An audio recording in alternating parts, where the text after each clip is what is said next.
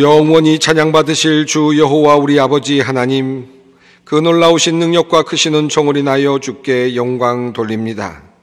죄와 사망에서 우리를 건지신 주 예수 그리스도의 은혜를 길이길이 찬양하옵고, 오늘도 우리와 함께 하시며 날마다 새롭게 하시는 성령의 놀라운 역사로 인하여 주께 찬송을 부릅니다.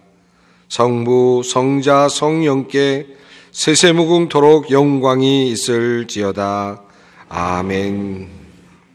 다 같이 일어나셔서 26장 찬송을 부르시겠습니다.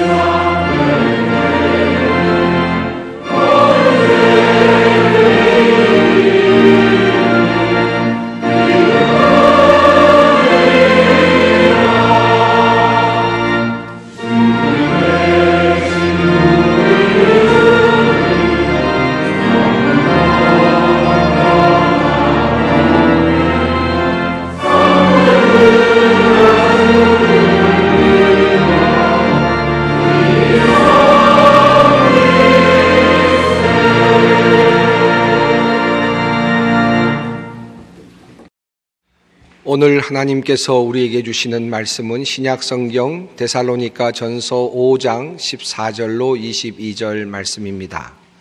데살로니가 전서 5장 14절로 22절 말씀입니다. 이 계시의 말씀을 봉독할 때 다 함께 살아계신 하나님의 음성을 들을 수 있기를 바랍니다. 또 형제들아, 너희를 권면하노니 게으른 자들을 권계하며 마음이 약한 자들을 격려하고 힘이 없는 자들을 붙들어주며 모든 사람에게 오래 참으라. 삼가 누가 누구에게든지 악으로 악을 갚지 말게 하고 서로 대하든지 모든 사람을 대하든지 항상 선을 따르라. 항상 기뻐하라. 쉬지 말고 기도하라. 범사에 감사하라. 이것이 그리스도 예수 안에서 너희를 향하신 하나님의 뜻이니라. 성령을 소멸하지 말며 예언을 멸시하지 말고 범사에 헤아려 좋은 것을 취하고 악은 어떤 모양이라도 버리라. 아멘.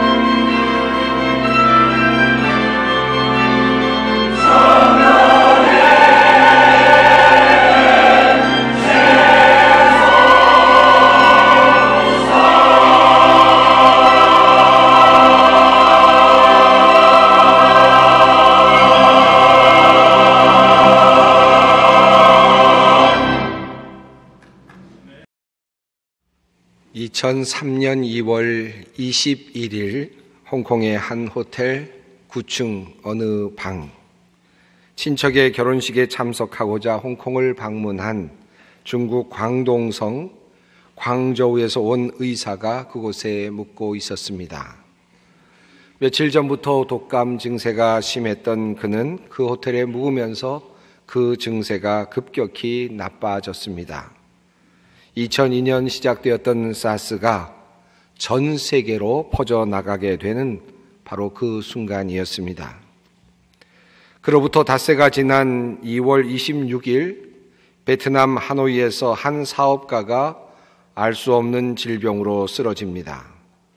3월 1일 며칠 후에 싱가포르에서 한 항공사의 승무원이 괴질로 사망을 하게 됩니다. 그리고 또 며칠 뒤에 카나다에서 78세의 할머니가 갑자기 건강이 나빠지면서 사망에 이르게 됩니다. 모두 홍콩의 같은 호텔 9층에 묵었던 사람들이었습니다. 이렇게 시작된 사스, 중증 급성 호흡기 증후군은 약 9달 동안 전 세계를 돌면서 사람들을 괴롭히고 그리고 죽음에 이르도록 만들었습니다. 8,273명이 감염되었고 775명이 바이러스로 사망하게 되었다고 합니다. 이 중에서 홍콩을 포함한 중국에서만 648명이 사망을 하였다고 합니다. 17년 전의 일입니다. 어제 발표를 보니 이번에 우한에서 발생한 신종 코로나 바이러스 감염증으로 인한 중국 내 사망자의 수가 722명에 이르렀다라는 소식이었습니다. 이미 사스 때 중국에서 사망했던 사람의 수를 넘어섰다는 그런 보도였습니다. 우리는 이미 사스 이후에도 2009년 신종플루 그리고 2015년에 메르스를 경험했습니다. 안타깝기도 하고 흥미로운 사실은 이러한 질병들이 의학적인 연구를 통해서 박멸되거나 퇴치된 것이 아니라는 사실입니다. 늘 이러한 질병의 출현은 어느 순간 그들이 스스로 사라짐으로써 그들이 스스로 물러남으로써 종결되곤 하였습니다. 지금 중국에서 맹렬한 불처럼 타오르는 신종 코로나 바이러스 감염증 또한 언젠가는 이렇게 사라지게 될 것입니다. 하지만 그 사이에 얼마나 많은 사람들이 희생을 당할지는 우리가 알 수 없습니다. 여러분도 이미 매스컴을 통해서 여러 매체를 통해서 접하셨겠습니다마는 이 질병과 싸우는 방법은 매우 단순합니다. 그저 질병에 접촉되지 않도록 하는 것입니다. 예를 들어서 사람들과 접촉을 피하는 것, 자주 손을 씻되 30초 이상 손을 씻으라는 것, 기침할 때 옷소매로 가리고 그렇게 기침을 하라는 그런 방법, 그리고 마스크를 항상 착용하라는 것, 중국 등을 방문한 후에 호흡기 계통에 이상이 있는 사람은 꼭 보건소나 질병관리본부로 연락하라는 것 등의 내용들입니다. 교회에서는 서로 손을 잡거나 악수를 하지 말자는 그런 다짐을 서로 하기도 합니다. 아마도 이러한 지침을 따라서 오늘 예배당이 아닌 집이나 또는 다른 장소에서 인터넷으로 예배를 드리는 분도 많을 것입니다. 연약한 사람들, 면역력이 약한 사람들, 그리고 어린아이나 또는 노약자들은 그렇게 예배를 드리는 것이 적절한 대처의 방법이 아닐까 하는 생각도 듭니다. 하지만 생각해 보면 참으로 세상이 많이 변했다라는 그런 생각을 하게 됩니다. 과거에는 전쟁 중에도 시간이 되면 모여서 예배를 드렸다고 하는데 이까지 질병 하나 때문에 교회에서 예배를 드리지 못하다니 라고 생각하면서 안타까워하시는 분들도 꽤 많이 계십니다. 그러나 오늘날의 상황은 과거와는 상당히 많이 다릅니다. 오늘날의 사회는 초연결 사회라고 불려집니다. 모든 것이 쉽게 연결되도록 맞닿아 있습니다. 사람과 사람 사이도 마찬가지죠. 과거에는 전염병이 발병하면 그 지역에만 머무는 경우가 많았습니다. 전염병이 창궐하게 되더라도 그 지역을 따라 번져갔다고 합니다. 그러나 오늘날의 세상은 온 세상에서 동시에 다발적으로 같은 전염병이 발병합니다. 비행기와 배 또는 자동차와 그리고 기차와 같은 수단들을 통해서 모든 사람들이 한 공간처럼 그렇게 연결되어 있기 때문입니다. 이동이 많아지고 접촉이 많아지면서 질병도 손쉽게 전파된다는 것입니다. 그래서 요즘 많이 들을 수 있는 단어가 접촉이라는 단어고, 그리고 이동 동선이라고 하는 단어들입니다. 오늘 이 위기 속에서 접촉을 줄여 나가는 것이 중요한 과제가 되어가고 있습니다. 사실 이러한 시간이 우리에게 얼마나 지속될지 알 수 없습니다. 상황이 더 심각해질 수도 있을 것이고, 그리고 안개가 사라지듯 그렇게 사라질 수도 있을 것입니다. 하지만 우리는 이러한 상황 속에서 지혜로워야 하고, 그리고 생명을 지키기 위해서 반드시 노력해야만 할 것입니다. 이러한 질병이 왜 자주 출몰을 하게 되는지 이유를 물을 때 전문가들은 대부분 자연 환경의 변화와 인간의 탐욕에서 그 이유를 찾습니다. 인간의 영역이 많아지고 넓어지면서 동물들의 서식지가 줄어들고 동물들의 개체수가 줄어들게 되었다는 것입니다. 그 동물들을 숙주로 하고 있었던 바이러스들이 있을 곳을 찾지 못해서 변이를 통해서 인간에게까지 그리고 가축에게까지 들어온다는 그런 관점이 있습니다. 여기에 기후의 변화와 그리고 야생동물들을 먹어보려는 인간의 욕망까지 어우러져서 이런 재앙이 오고 있다는 그런 이야기들이 들려옵니다. 자연의 환경 변화로 인하여서 이러한 질병이 오게 되었다면 우리 인간들에게 사실은 큰 책임이 있다 하겠습니다. 자연으로부터 오는 것이 이 재앙이라면 그것은 자연이 우리들에게 되돌려주는 하나의 심판이요 징벌의 의미가 있을 것입니다. 그렇다면 그것은 태초에 세상을 창조하시면서 자연의 법칙을 세우신 하나님의 심판이라고 해도 맞는 말이 될 것입니다. 하나님께서는 인간을 이 땅에 세우시고 온 세상을 창조하신 후에 이 땅을 다스리도록 그리고 온 세상을 잘 관리하도록 명령하셨습니다. 그러나 인간의 탐욕은 결국 부조화를 이루게 되었고 그리고 이와 같은 결과에 도달하게 된 것입니다. 그러므로 이것은 하나님의 심판이라 그렇게 아니할 수 없습니다. 그리고 또 한편 비행기 등을 통해서 초연결 시대를 만들어낸 인간의 능력이 우리에게 되돌려주는 초자연, 초연결의 어두운 측면이라고 할 수 있겠습니다. 그래서 요즘은 서로 접촉을 피하려고 많은 노력을 하고 있습니다. 아마도 지난 한 주간 동안 여러분은 지난 그 전의 삶과는 많이 다른 그런 삶을 경험하셨을 것입니다. 저도 그러했습니다. 어떤 날은 도로에 차가 잘 보이지 않을 만큼 그렇게 한가해 보이는 날도 있었습니다. 가능한 사람들을 만나지 않고 각자 자신의 시간을 가지려고 하는 그런 모습들을 흔히 볼 수 있었습니다.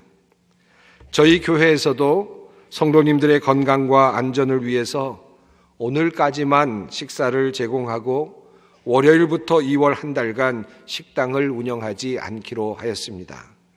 그리고 2월 한 달 동안 주일 예배, 그리고 새벽 기도회, 그리고 수요 예배를 제외한 모든 재직 모임과 수련회, 성경학교, 공동체, 그리고 외부 행사 등의 모든 행사를 하지 않기로 하였습니다. 가능하면 우리 성도님들이 병에 노출될 수 있는 기회를 줄이자는 의미가 있습니다. 이것은 국가적인 시책을 반영하는 것이고 그리고 사회적인 인식과 관점을 받아들이는 것입니다. 이제 우리는 새로운 그런 국면을 맞이하고 있습니다. 우리들의 삶의 새로운 국면을 경험하고 있고 또한 더 나아가서 신앙인으로서 새로운 신앙의 국면을 지금 경험하고 있습니다. 한 번도 경험해 보지 못했던 어쩌면 그러한 경험을 우리가 하고 있다고 할 수 있겠습니다. 과거 메르스로부터 얻었던 경험이 지혜가 되어서 또한 이제 우리들에게 이와 같은 상황이 전개되었을 때 우리의 대처하는 법이 새롭게 생겨나고 있는 것이라 할 수 있겠습니다. 전염병의 발병과 더불어서 종종 일어날 수 있고 또 지속될 수도 있는 새로운 삶의 양태들이 이제 생겨나고 있습니다. 스스로 건강을 지키거나 혹은 내가 가지고 있는 나쁜 병균을 다른 사람들에게 전파하지 않기 위해서 스스로를 격리하는 삶의 방식을 우리는 경험하고 있습니다. 이제 우리의 삶도 그리고 우리들의 신앙생활도 이러한 삶의 양태에 적응해야 하는 그런 시점에 와 있습니다. 자, 그렇다면 이것이 우리들에게는 기회가 될까요? 아니면 위기가 될까요? 우리들의 신앙생활에, 우리들의 교회생활에 이것은 위기가 될까요? 아니면 기회가 될까요? 이 시간을 어떻게 보내느냐에 따라 이것은 기회가 될 수도 있고 위기가 될 수도 있다고 생각합니다. 아마도 지금까지 우리는 사회생활을 하면서 많은 분들이 여러 사람들을 만나고 쉼없이 일하고 이리저리 돌아다니면서 많은 접촉들을 하면서 그렇게 삶을 살아왔을 것입니다. 아마 사업도 그렇게 하셨을 것이고 만남도 친교도 여러 가지 방식도 마찬가지로 그와 같은 방식으로 이루어졌을 것입니다. 그러나 이제는 사람들을 만나지 않아야 하는 상황이 되었습니다. 이제는 홀로 있어야 되는 시간이 필요한 상황이 되었습니다. 이 시간을 우리가 기회로 만들 필요가 있다고 생각합니다. 이 시간 이제 이와 같은 질문을 던져보면 어떻겠습니까? 이제 나는 왜 살았는가? 나는 왜 살고 있는가? 나는 무엇을 위해 살고 있는가? 나는 무엇을 좋아하는가? 내가 떠나야 할 것들은 과연 무엇일까? 내가 피해야 할 것들은 과연 무엇이었는가? 나는 과연 정말 충실한 나의 삶을 살아오고 있었는가?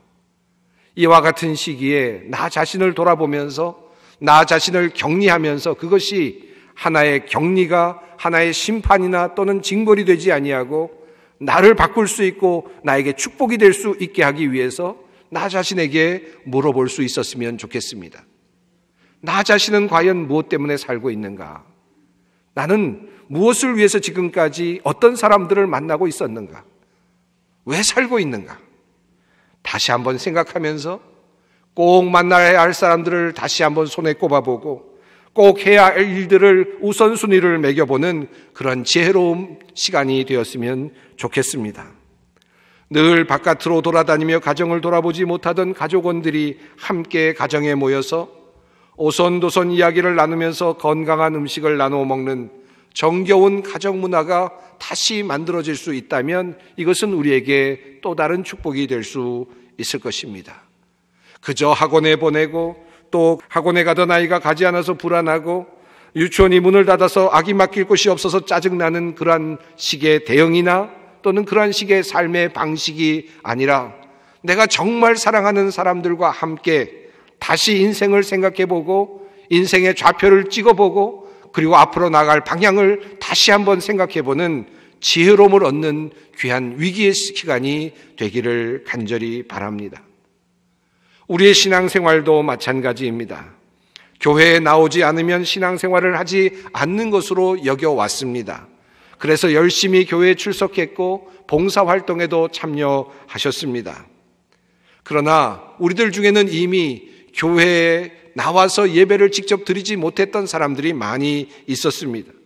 병이 들어서 나이가 많아서 움직일 수 없어서 병원에서 교회 예배를 대치해서 그렇게 예배를 드려왔던 분들도 상당히 많이 있습니다. 앞으로는 더 많아질 것입니다. 그러나 우리는 이와 같은 상황 속에서 도리어 신앙의 새로운 길을 다시 살펴볼 수 있을 것입니다. 교회에 나가서 직접 예배를 드리지는 못하지만 우리는 가정에서 예배를 드릴 수 있습니다. 개인적으로 예배를 인터넷으로 드릴 수도 있습니다. 교회에 나와서 함께 공동체를 이루면서 봉사하지는 못하지만 인터넷이나 뉴스를 보면서 다른 방식으로 도울 자리를 찾아보고 도울 수 있고, 그리고 빛과 소금의 역할을 감당해낼 수도 있습니다. 어쩌면 이 기회가 우리에게는 새로운 신앙의 길을 모색하고 신앙의 깊이를 더 깊게 하는 그와 같은 계기가 될 수도 있을 것입니다.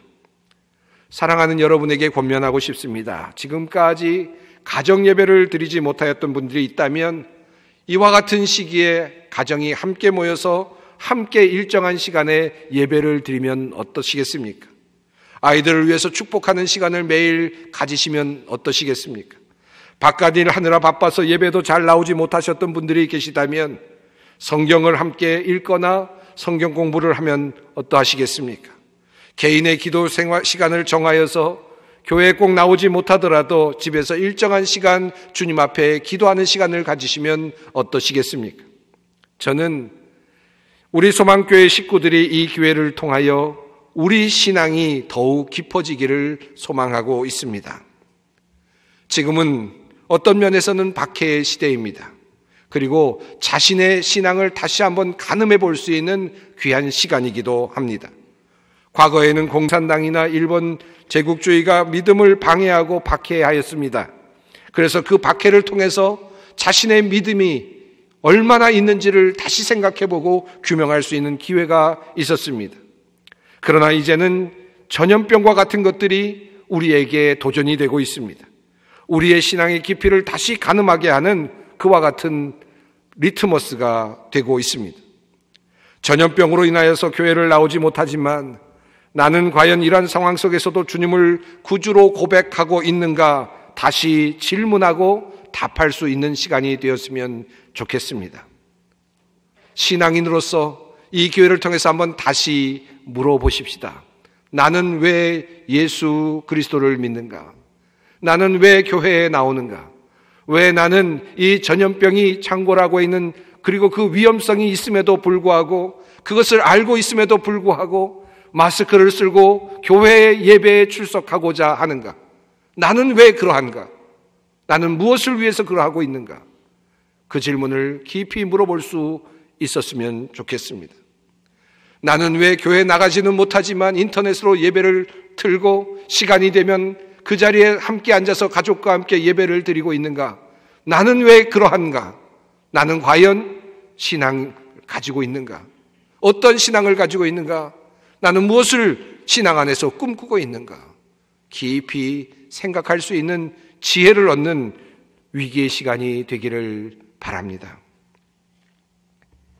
많은 전문가들이 시간이 지나면 이 무서운 신종 코로나 바이러스 감염증도 사라지게 될 것이라고 이야기합니다. 시간이 문제이고 희생자의 수를 줄이는 것이 관건입니다. 그런 의미에서 앞서 말씀드린 내용이 모두 매우 중요하다 생각합니다.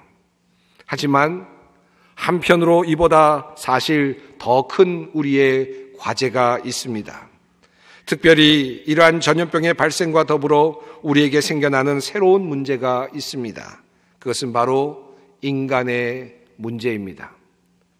전염병보다 더 무섭고, 그리고 우리에게 더 큰 상처를 주고 우리를 해하는 바로 그 질병이 우리에게 함께하고 있다는 사실입니다.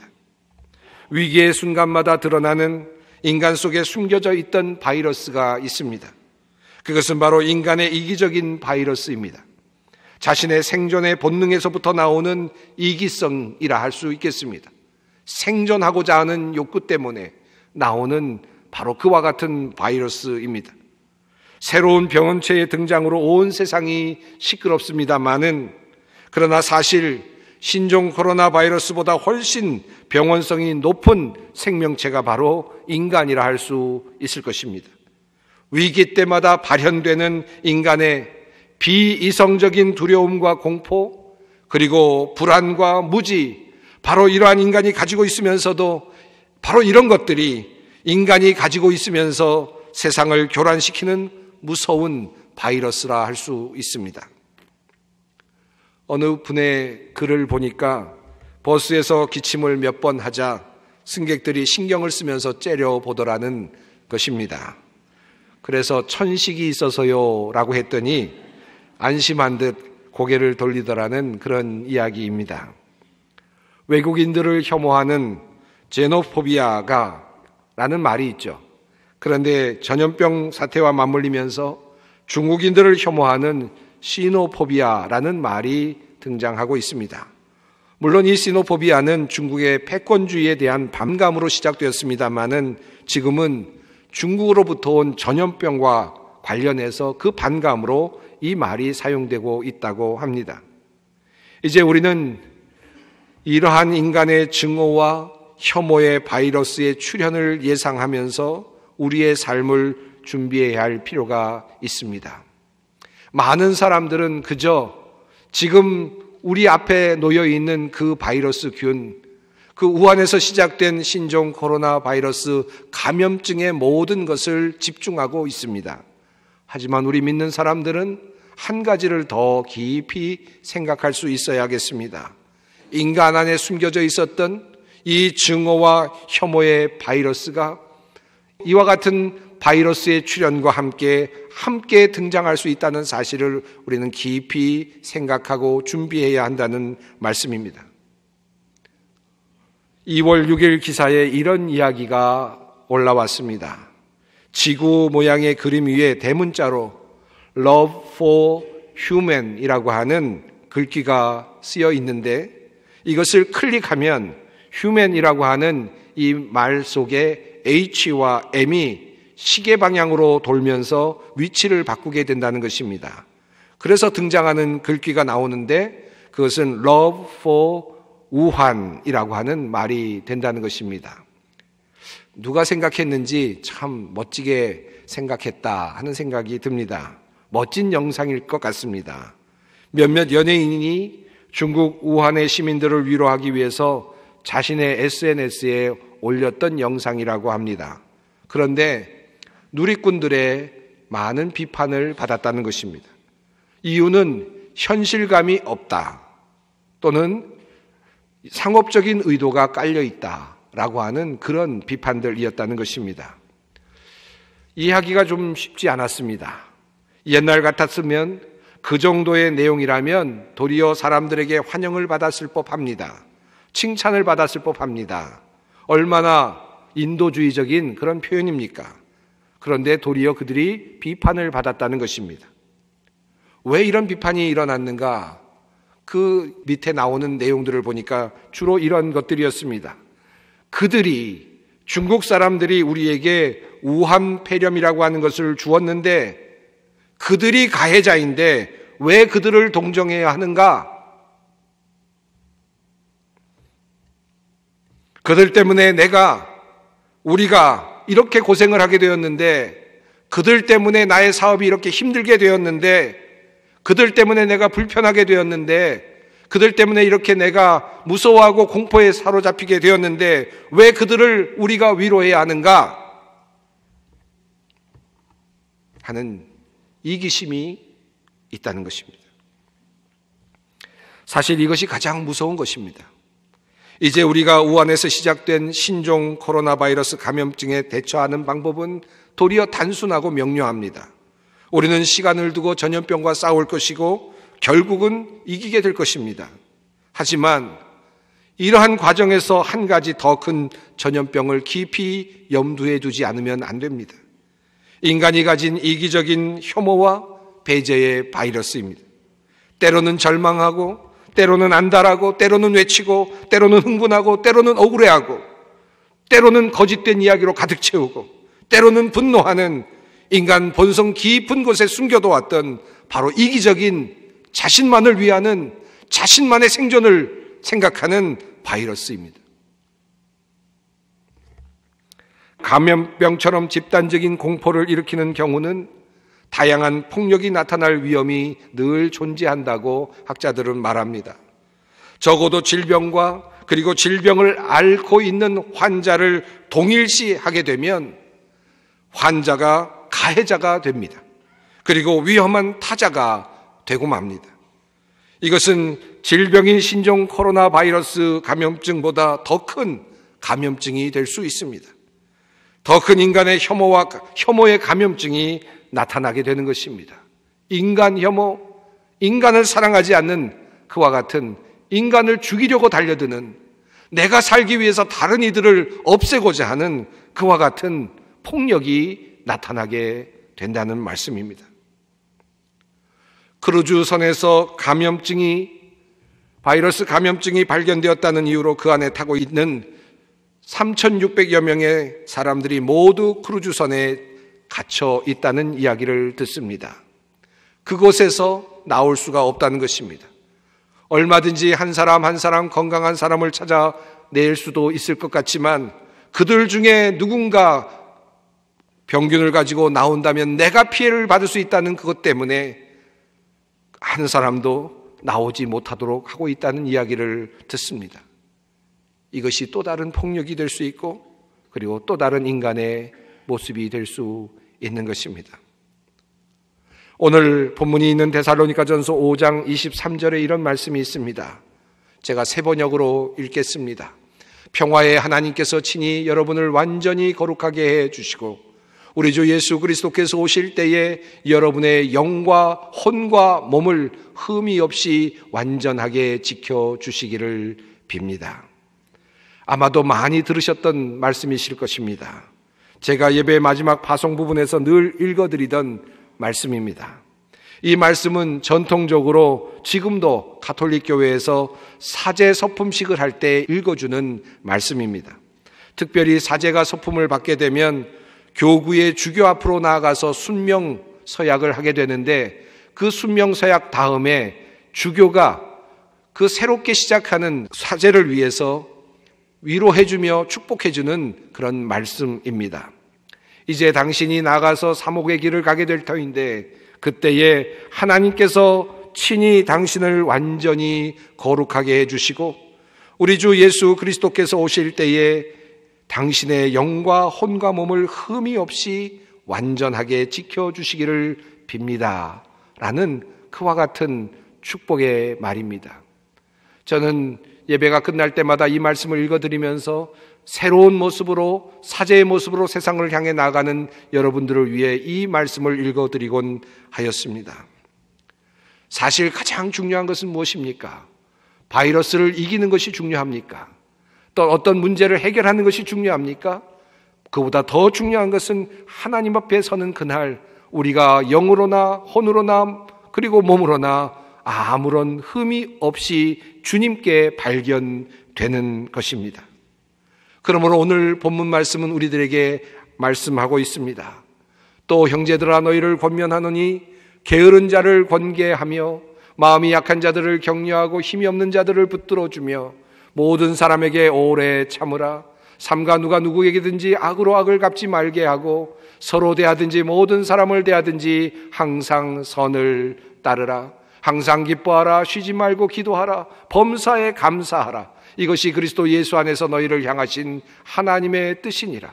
성령을 소멸하지 말며 예언을 멸시하지 말고 범사에 헤아려 좋은 것을 취하고 악은 어떤 모양이라도 버리라. 긴 말씀입니다마는 두 가지로 요약할 수 있습니다. 어떤 상황 속에서도 오래 참으며 약한 자들을 격려하라. 악으로 악을 갚지 말고 항상 선을 따르라고 주님은 말씀하고 있습니다. 이것이 첫 번째 권면입니다.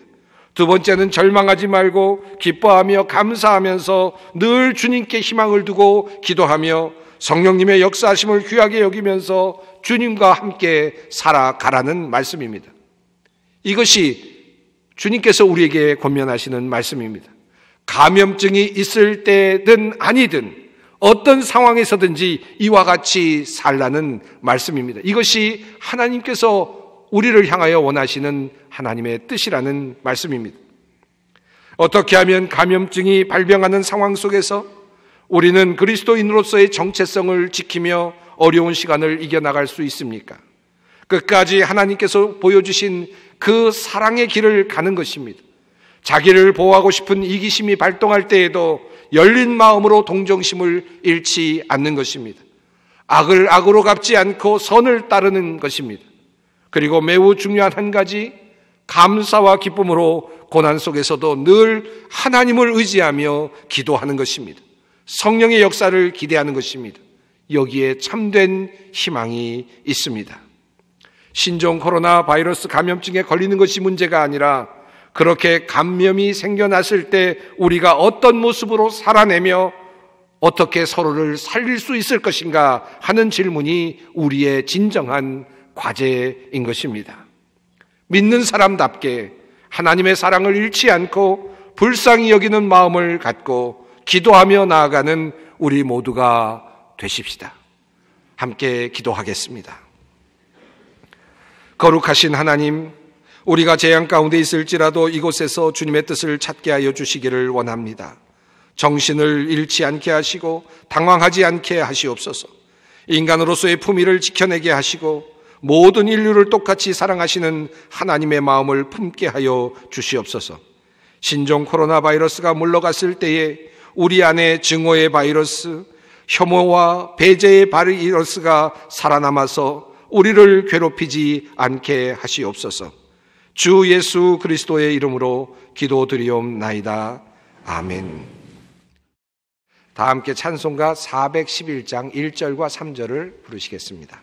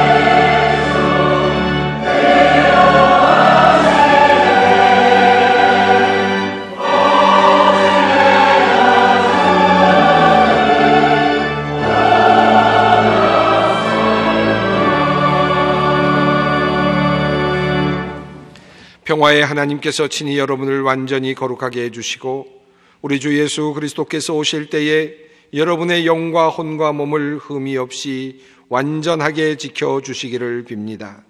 여러분을 부르시는 분은 신실하시니 이 일을 또한 이루실 것입니다.